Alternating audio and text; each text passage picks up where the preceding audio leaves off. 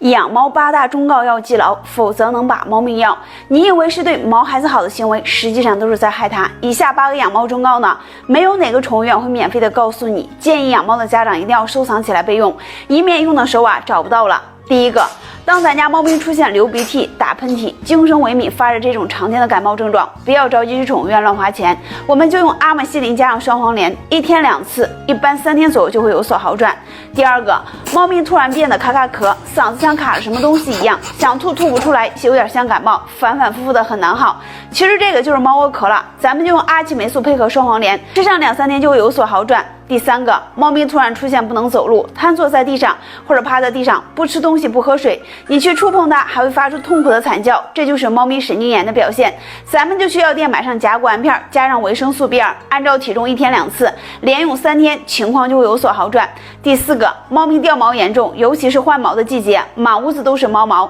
什么美毛护毛的产品都不好用，其实2块钱1瓶的维生素 B2就能够解决问题。平时再给猫咪多吃一些鸡蛋黄和胡萝卜，要不了多久，猫咪不仅不掉毛了，而且毛发顺滑有光泽。第五个，猫咪非常容易出现一些皮肤问题，特别是像这种小面积的红疹、湿疹、脓包状的小疙瘩，咱们就用碘伏给它清理消毒，再给它涂抹一点红霉素软膏，1天2次，一般1个星期就能好。第六个，猫咪频繁啃咬自己的指甲，如果发现猫咪指尖红肿、皮肤发红，那就说明咱家猫咪有指尖炎了。解决办法也很简单，咱们只需要每天用生理盐水给它冲洗干净，然后再涂抹碘伏和红霉素软膏就可以了。第七个，咱家猫咪频繁的呕吐，吐黄水、吐白色的泡沫、吐猫粮，总之就是无缘无故的呕吐，千万不要慌。其实猫咪呕吐是非常常见的现象，不一定都是生病了，吃太快或者吃太生都容易呕吐。咱们可以用上汇胜生物的微小宝给猫咪吃，它是专门针对于猫猫狗狗肠胃问题研发的，对于猫狗肠胃问题引发的呕吐腹泻效果非常的好，